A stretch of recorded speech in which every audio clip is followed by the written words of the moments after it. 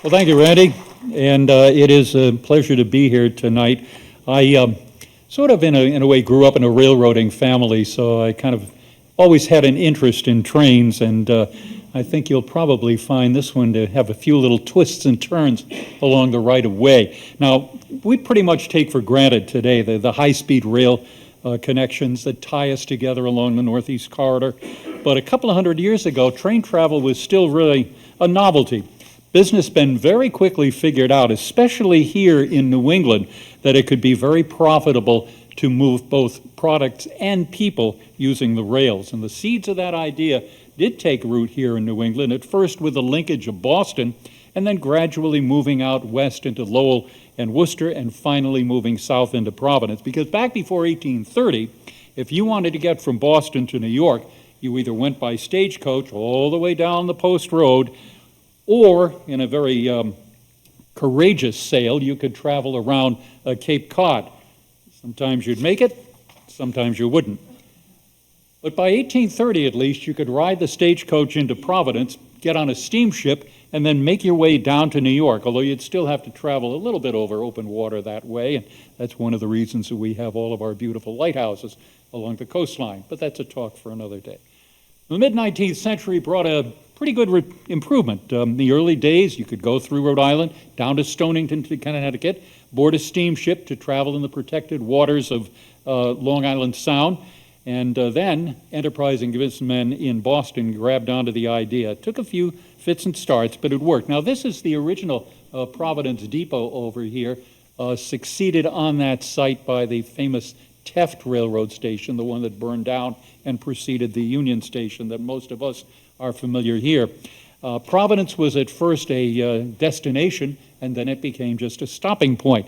By 1870, there was a bridge that ran across the Connecticut River at Old Seabrook, and it took until 1899 for a bridge to be built across the Thames River in New London, and ferries up until that point were still required to take rail cars across the harbor and connect them. And there, of course, are a couple of the rail ferries right there. I'm not sure if this will work on video. No, it doesn't.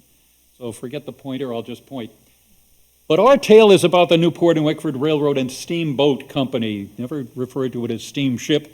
A mere 3.5 miles long. It started service in 1871 in the midst of Newport's Gilded Age, and it would carry rail and water traffic until 1925. And small as it was, it did make an impression, even though they never really made a lot of money in it. The N&W ran its route from the mainline junction down to the port of Wickford, and a company-owned steamboat would take passengers over the northern end of Connecticut Island and around down into Newport. After just 35 years in basic independent operation, it went into receivership in 1909. It got swallowed up by the massive New York, New Haven, and Hartford. And of course, J.P. Morgan and his colleagues whittled away at rail transportation and everything else until finally the little line finally abandoned all of its operations in 1963. And some folks will probably remember the vestiges of the last days of the line. When the builders of the New York, Providence, and Boston had already laid out what they thought was the most practical right-of-way between the two largest cities in the Northeast, the route bypassed Wickford and, of course, the village of Kingston to the south. There was a reason for that, part of which was it was the most expeditious way to build it, and you avoided a lot of twists and turns and elevations, but it also made a lot of enemies along the way, especially the merchants in those two communities. Well, most of us know the history of Wickford. We're not going to get into it, but we can thank Richard Smith for getting things rolling. Things moved along into the 18th century when we became very established as a center for commerce, shipbuilding, and architecture, and agriculture, rather, and it was a key community in the South County community. After the Revolution, its importance kind of varied back and forth because Newport, of course, was pretty much decimated by the British when they pulled out, and a lot of the mercantile gravitated further north up the bay, and we were the beneficiaries of it here in North Kingstown. But still, a lot of our economy centered around agriculture and the mills in Davisville, Belleville, Lafayette, and of course in Wickford itself. And there, of course, is the mill that was right in the middle of Wickford. Now, the 19th century and the arrival in the industrial age brought significant changes across the state. We all know how the textile industry grew quickly. Providence became a manufacturing hub. Some of the largest and best-known manufacturers in the country were located there. Meanwhile, a lot of people had, thanks to the railroads and the steamboats, begun to discover the beauty of our shoreline. 400 miles of coastline was drawing visitors from New York, Philadelphia, and as far west as St. Louis. This was a heck of a nice place to stay. Of course, it was once one of the top colonial ports in colonial America following the Revolution, though Newport's economy was devastated until the 19th century. Actually, the folks from down south started coming to Newport because they escaped the heat and humidity of the south, and little by little, starting, for example, in 1844, the New York Yacht Club came up to Newport on the first of their summer cruises, and the folks from New York said, wow, this is a pretty good place, too. And we were off to the races with the hotels and the beautiful, well, they call them cottages, we call them mansions. The more conservative Philadelphians, by the way, they built most of their places over on Connecticut.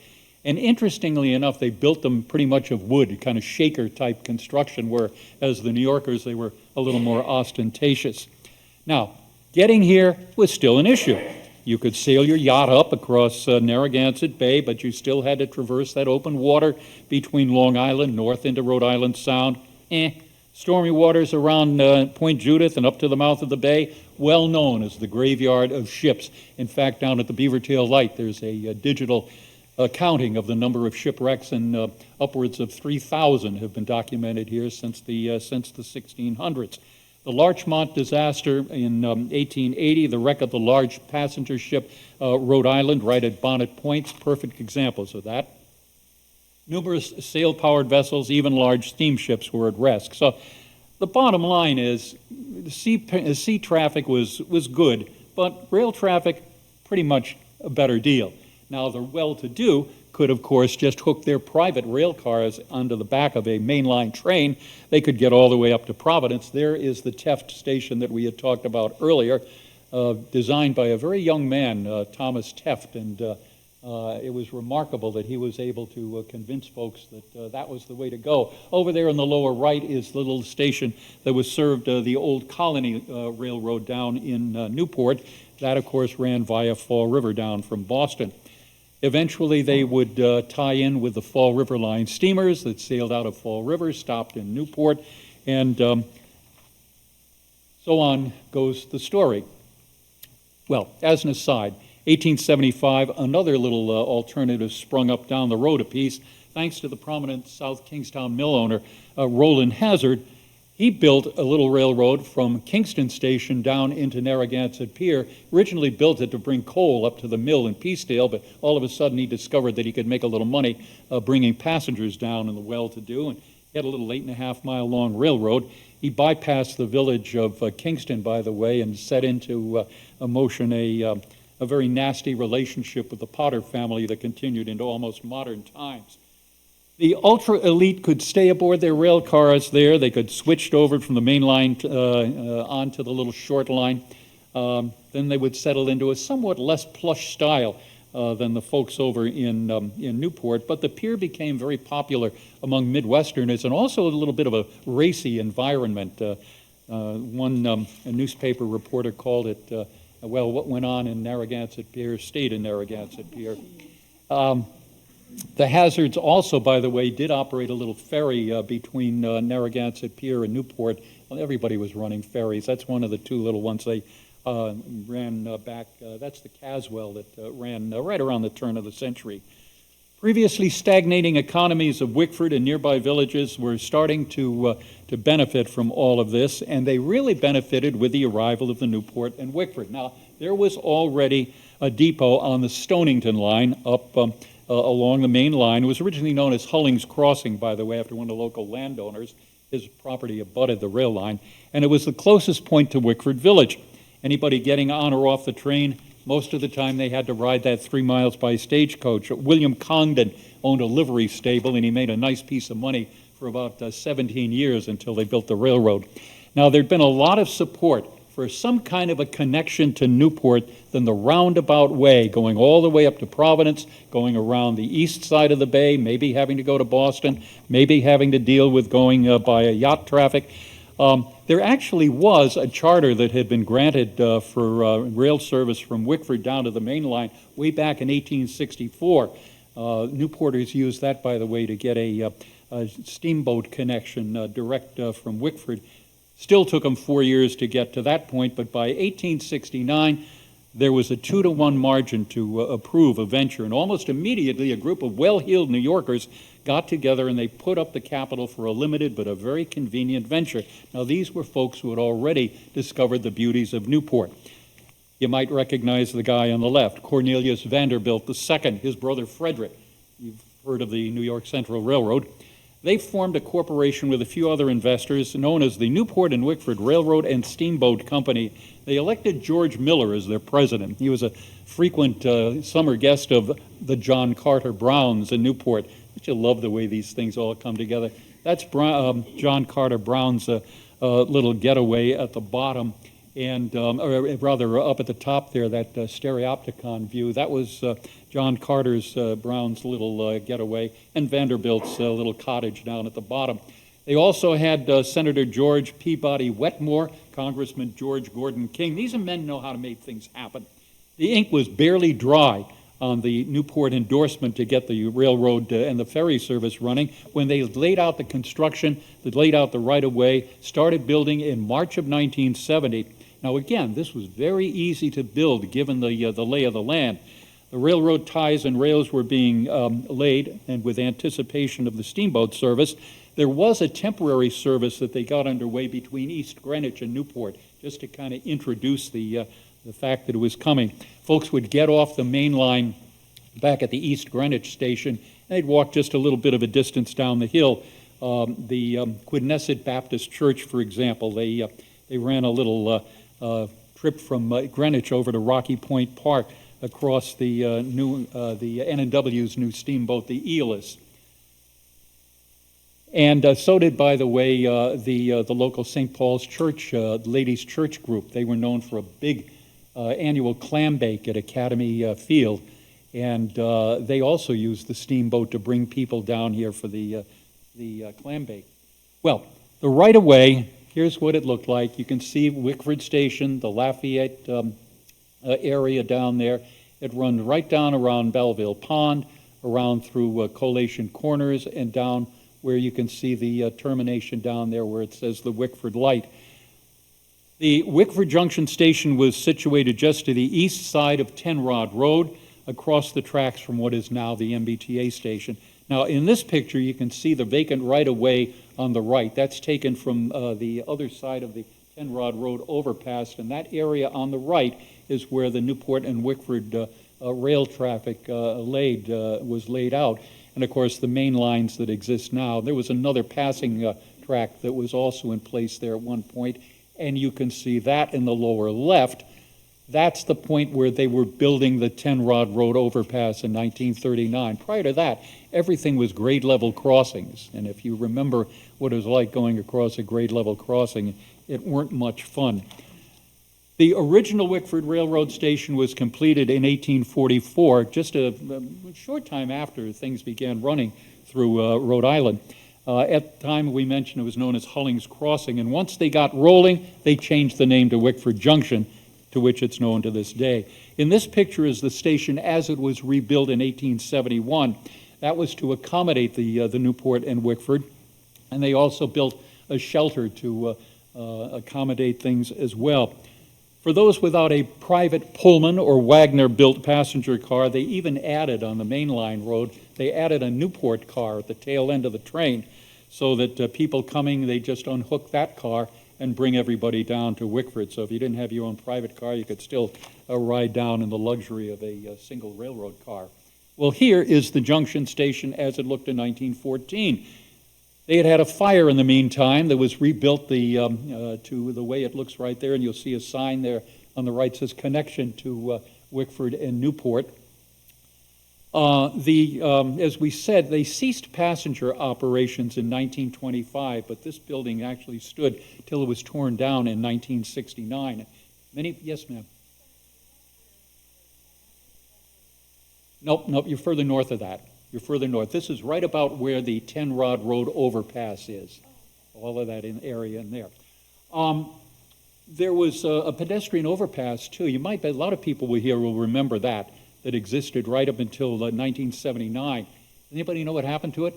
They tore it down. They brought it up to Route 128 in Canton, and for many years it was in service up there. The one thing about the New Haven, they never let anything go to waste. So anyway, at the site in Wickford, Wickford Junction rather, they did have a water tank there and a manually operated turntable. Now this is the only known photograph that exists of that turntable. There was a second device at the other end of the line at the Wickford Pier. They didn't really need either one of them, and I'll tell you why. But if you look today, in the upper left-hand corner, you'll see from that aerial view, there's a circle there, and if you were to walk up in the area behind the overpass, you'll see the remains of that pit.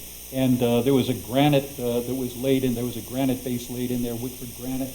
And they laid in what was laughingly referred to as an Armstrong, because it took some strong-armed men to move that turntable around. And it was flexible enough that you could actually move a fairly weighty locomotive, upwards of 40 tons, could be accommodated on one of those things.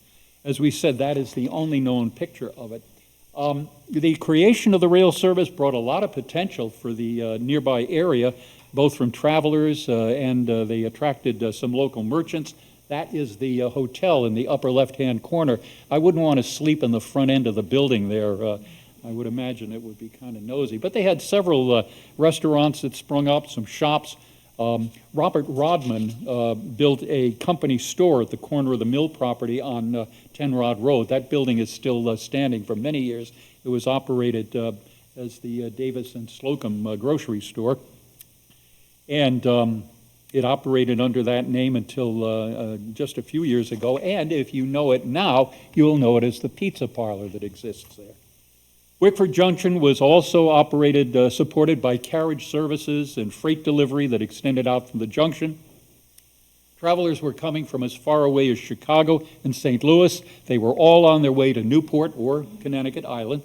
The private rail cars of the rich and the famous were run down onto a private siding down at the where the ferry dock was, and they would wait for them until they were ready to go back at the end of the summer.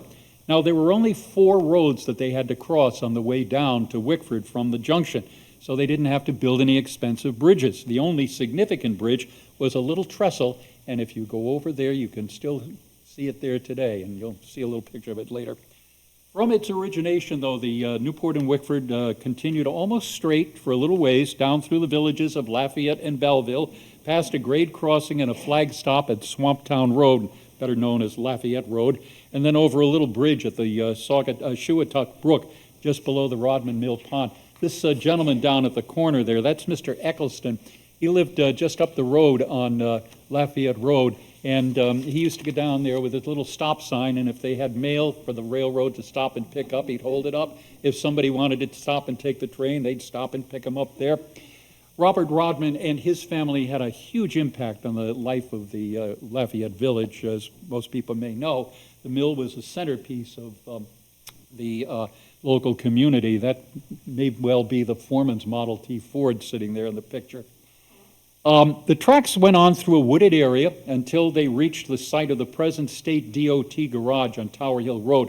The original Belleville station was located about where you see the snowplow when you go by it every day. And just 2 miles from under the start of the rail line, just below the grade level crossing at Tower Hill Road, stood the Belleville station. It was completed in 1871, just in time for the opening of the railroad, and accommodated both freight and passenger service. They even had a post office there. You can see they had a little water tank. They got that water from a spring that also serviced the mill nearby. Station facilities stayed in their present location until passenger service ended, and the station building was moved across the road next to St. Bernard's Church.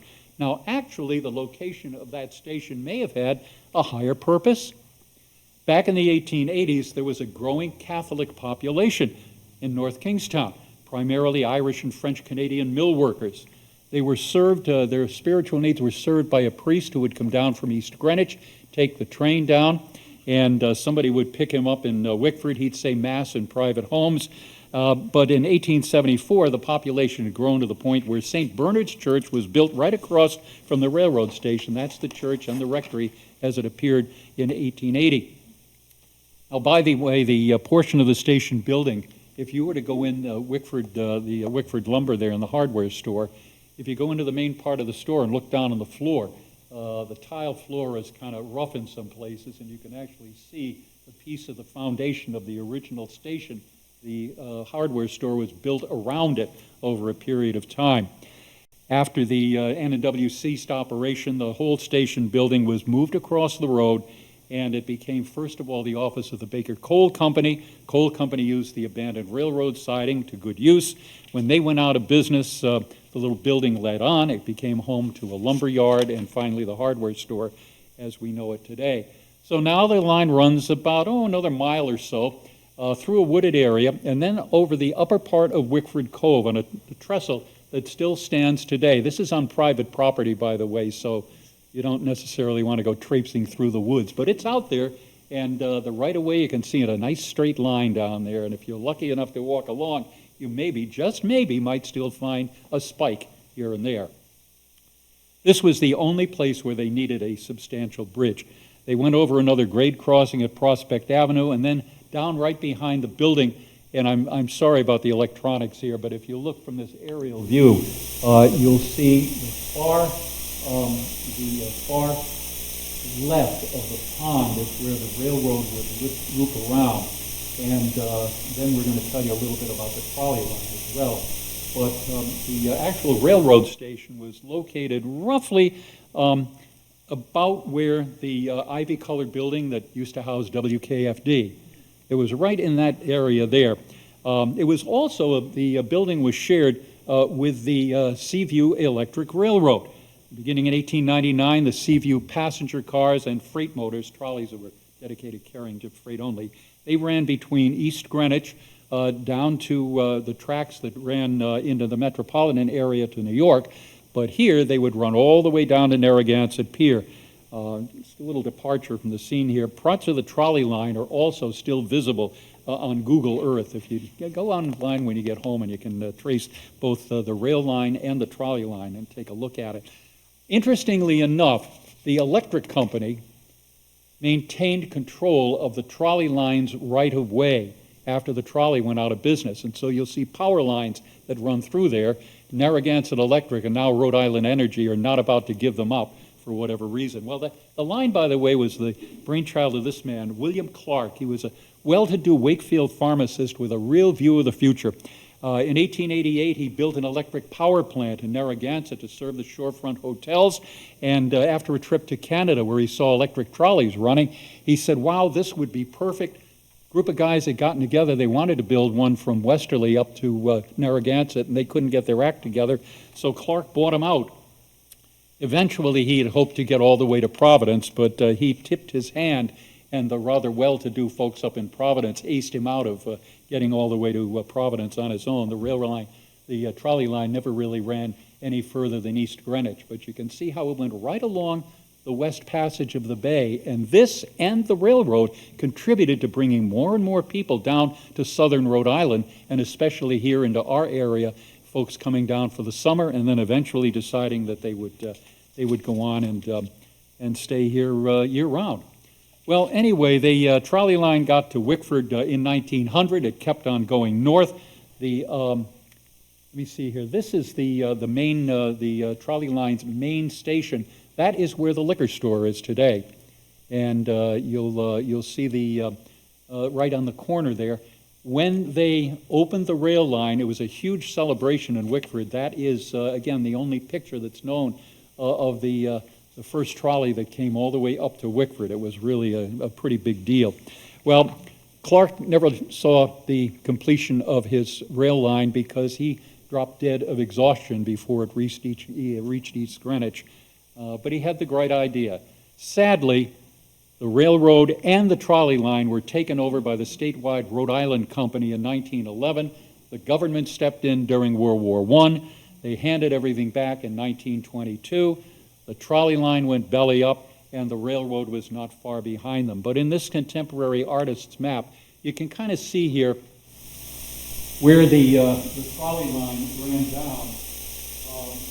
There's Boston Neck Road, Wood Bridge, which is the area that you see there that's extending out is where the railroad ran, and then the trolley line is just on the other side of it, and they all met up right around where the dentist's office is today. And as was mentioned when we got underway, the tracks curved around where the little park is, and then eventually made their way down to the shoreline. So now here is a New Haven Railroad blueprint, and you can see now there's Updike Avenue. There is the railroad station right smack in the middle. There where we are, right across the road there on Town Hall. So you can see how the rail line and the trolley line all came together there. And it was a very harmonious relationship because people would, sometimes they would come down from East Greenwich on the trolley, they'd pick up the train and run down to the harbor and take the ferry over to Newport. Other people would come up to East Greenwich and to Wickford rather, get on the train and go up to the main line and take the train up to Providence. So there's a lot of ways that people were able to go back and forth. The village depot there, pardon me? Yes, they were. No, they could share the track. They were a standard gauge track. Not all trolleys were, by the way, and of course not all railroads were either, but they were able to share the same track. And matter of fact, there is, over on the left, is one of the Seaview trolley lines freight motors there next to the Wickford Village Depot, and you can see where they came together there. This is the depot as it looked in 1915, by the way. Well, today all the traces of the railroad, of course, and for that matter the Seaview, have vanished from this site. The tracks did survive the 1938 hurricane, except for the area that ran down by the shoreline, down by to where the steamboat pier would have been. Interestingly enough, they did survive into the early part of World War II. They were bringing freight into Wickford and then trucking it up to, while they were building the Quonset Point Naval Air Station, but very soon, of course, the Naval Air Station had its own railroad siding through West Davisville and down in, and so once again, that was the end of the freight service from that point.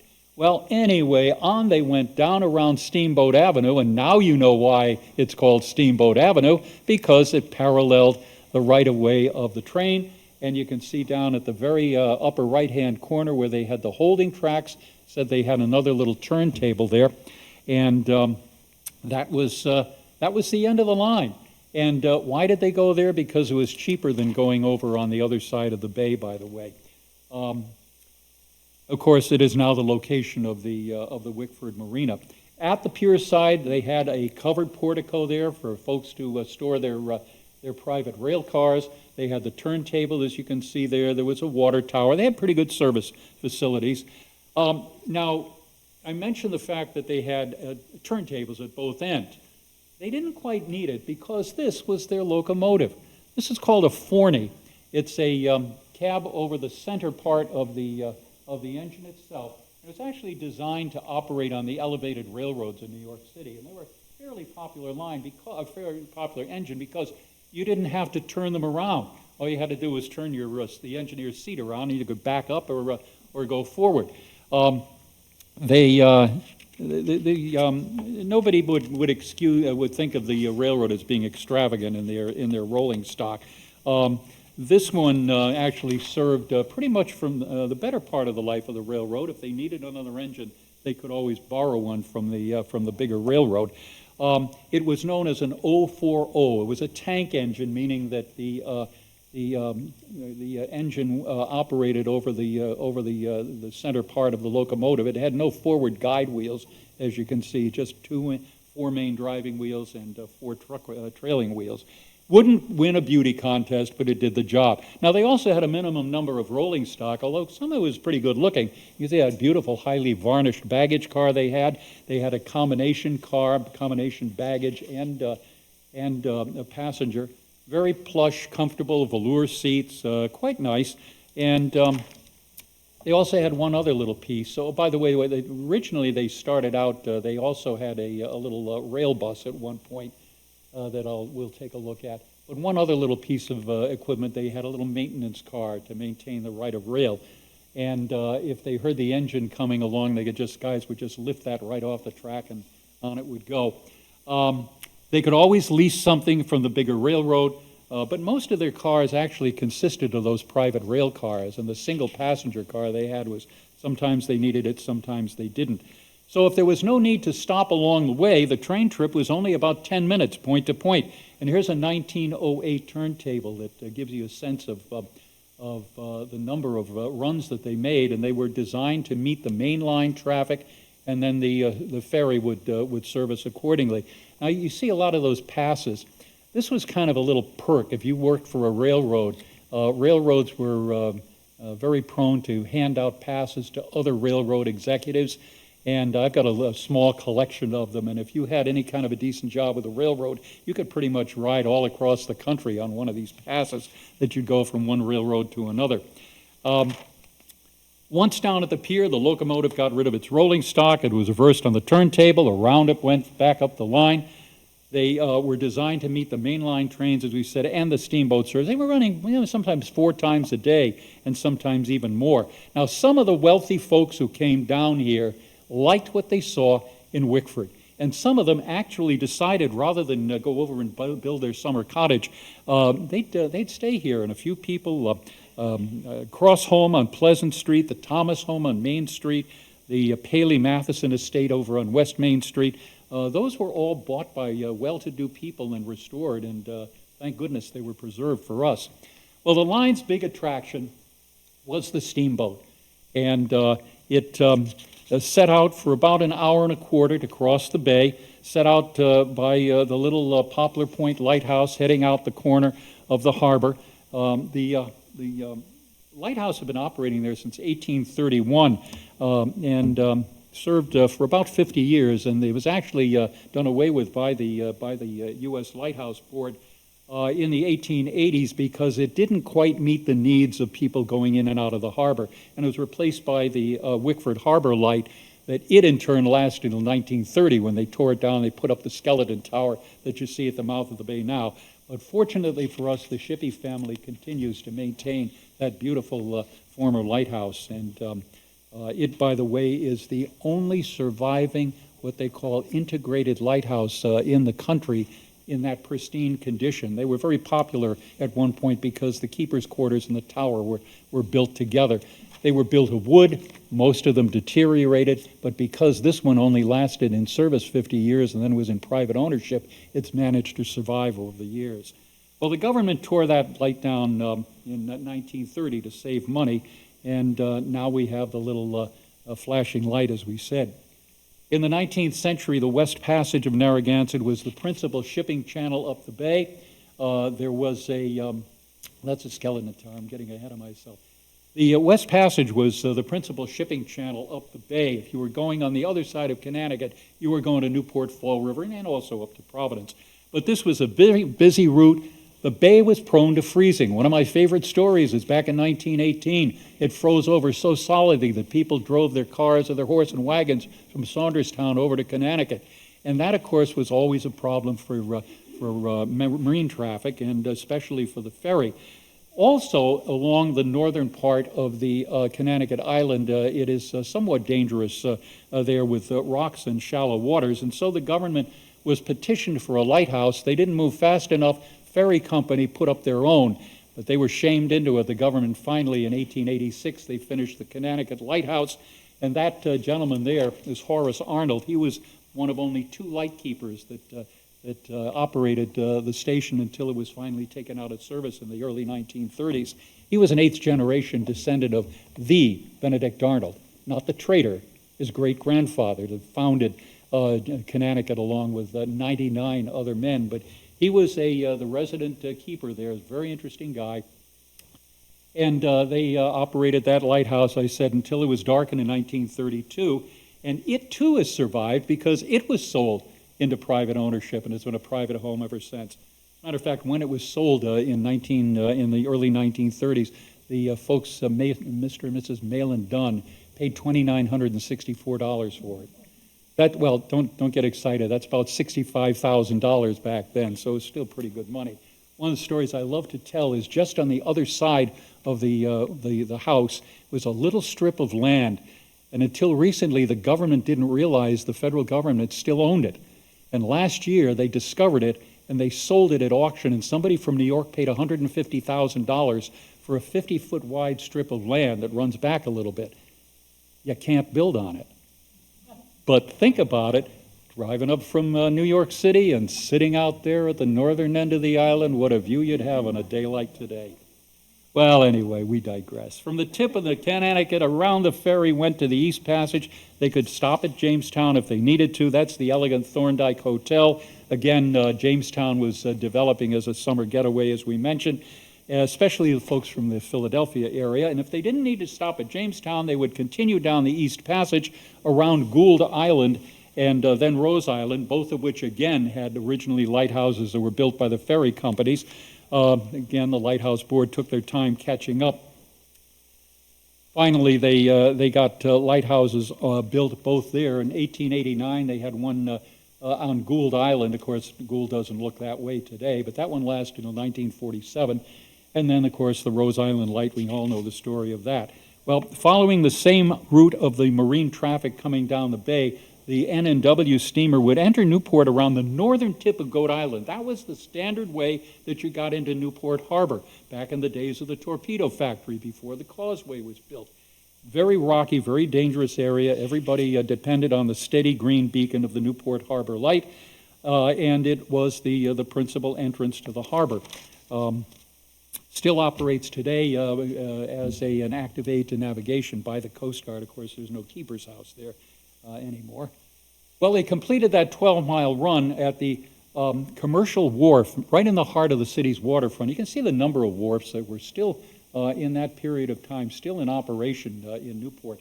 Back in colonial days, they had like 150 wharfs along Newport Harbor. Imagine what a busy port it must have been. Well, they pull right up there to Commercial Street Wharf, and lo and behold, if they walked up to the head of the pier at the corner of Thames Street, there was the trolley terminal for the Newport Trolley. Of course, most of the people riding over there, they had their private carriage or later their automobile that was waiting for them, but the everyday folks, they could ride the trolley where they needed to go over there in Newport. And here is the story of the ferry. This has a story of its own, really. This was actually bought war surplus. The little Eolus served as the USS Eolus as a gunboat. It was served honorably during the Civil War, was decommissioned by the government, sold in 1865. It was built in 1864, a side-wheeler, originally known as the Calypso, 140 feet long, and it had both cannon and howitzers, not a lot, but enough to do the job. But she was assigned to the Union blockade off North Carolina, kind of a jack of all trades, everything from carrying mail and messages, serving as a hospital ship, actually once captured a Confederate blockade runner. So she had quite a little history behind her. She had a walking beam engine, which was typical of her era, and she could go about 16 miles an hour, which was a pretty respectable speed, and that made her very attractive for post-war civilian use. Her longest-serving captain was Peleg Whiteman, and we're going to meet him in a minute. Actually, he was associated with the railroad from its earliest days. He served passengers until 1892. The Eolus served the railroad until, he passed away earlier than that. Or later than that, rather. The Eolus, though, did serve until 1892, and many of the 400 in Newport would ride that ferry during more than her 20 years of service. Her life was not without drama. One time she ran aground off Connecticut Island in bad weather. Another time she collided with the well-known bay steamer, the Bay Queen.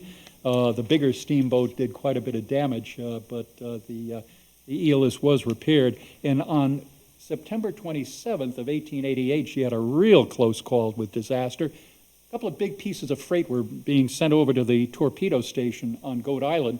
They were placed next to the steamer trunks of all people of Mr. and Mrs. Cornelius Vanderbilt. But unknown to the crew, one of those packages contained an explosive propellant that was used in torpedoes, and also another one had carbolic acid, both of which illegal to transport on a passenger ferry. The acid container broke open. It started a very dangerous chemical reaction, filled the engine room with thick fumes, and followed by fire. The ELS signaled for emergency, and vessels arrived to help. They got the passengers off if needed, but a breeze blew out the flames. Sadly, the engineer aboard the ELS, who had gone out to try to do what he could, suffered lung damage, and he died the next day. But the ELS would serve another 4 years, and the height of the summer season, as we saw the earlier train schedule, she was doing 4 to 5 runs a day, starting out at 7:30 in the morning, didn't finish until 10:30 at night.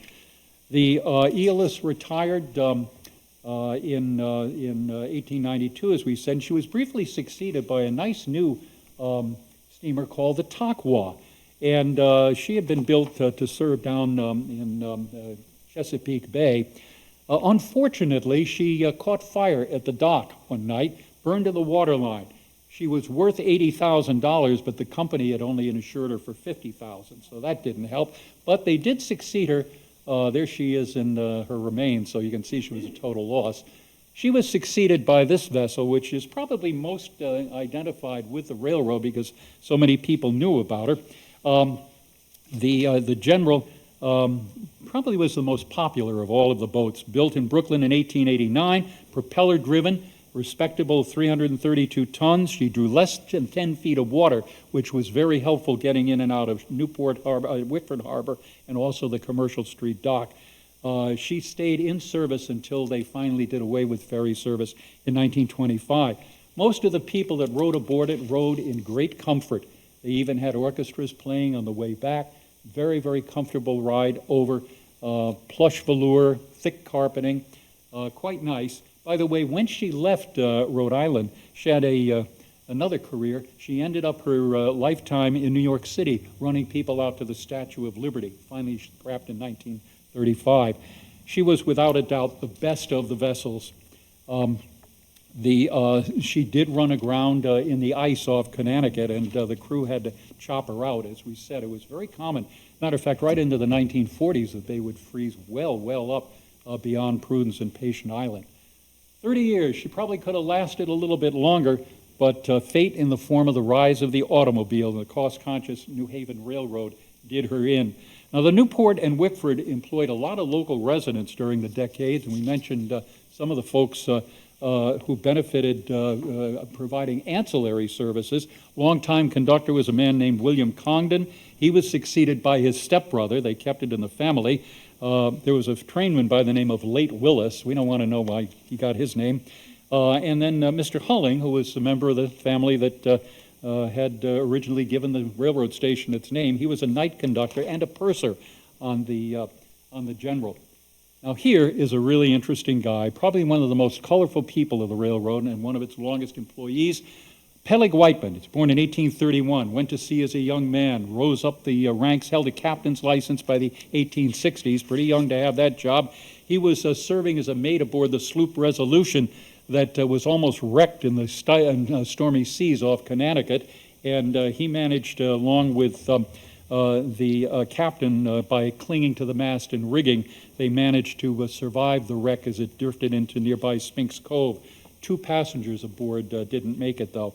Well, Whiteman spent the next few years ashore, and he was involved in actually the planning and construction. He and his wife, Catherine, lived in this very handsome home on Pleasant Street, still there.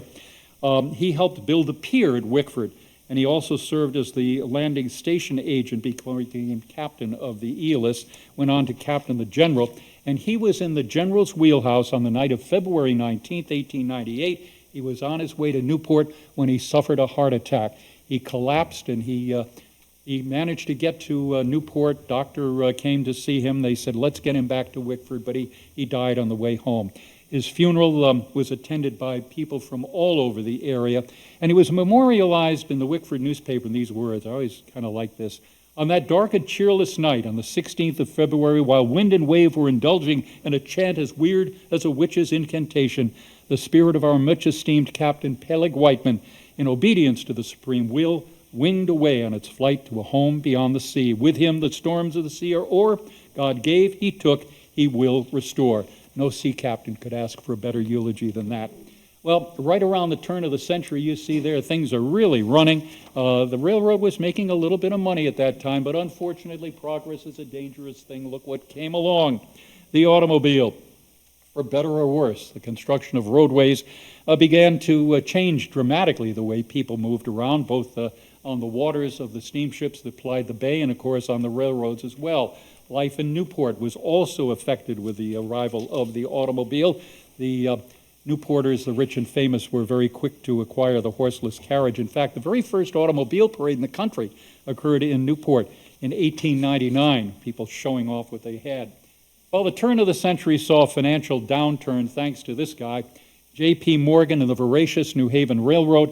He was aiming at cornering the entire transportation industry in New England, and he almost made it until the government caught up with him and forced a lot of divestiture over the years. Also, the World War I intervened, and the trains were taken over by the government, and by the time that things ended, well, the early prosperity of the line faded quickly. The growing popularity of the automobile spelled the end of a lot of small lines, and certainly some of the bigger ones as well. We saw the last period of innocence here. We saw a regular service. In fact, the railroad also, as you can see, actually briefly operated a rail bus similar to the one that you see there. The trolley line, of course, continued, and it bit the dust as well, right around the same time as passenger service. Trackage from the Wickford station opposite Down Hall down to the harbor, as we said, was pretty much destroyed by the 1938 hurricane and never really restored. World War II, we said, we had a brief resurgence of activity, but once again, that was it. What remains today? Well, the little Wickford Village Station, also a victim of progress and the construction of the Quonset Point. There was no need for any passenger service, and so the little railroad station was torn down as well. But there was some freight customers at the end of the line, and so they had to have some sort of a management presence. And the New Haven Railroad station agent at the time was a lady by the name of Rose Weaver. She had her place in that railroad car that was the original combine for the railroad. It was trucked down, again, kind of behind where the old railroad station was, and they moved Rose in there. She was pretty basic. She had a desk, a phone, and a pot-bellied stove, and she managed to hang on there. Eventually, oh, by the way, if you go into the town finance office, you'll see that picture that's painted there. That is an artist's rendition of what they thought that it looked like back in the time.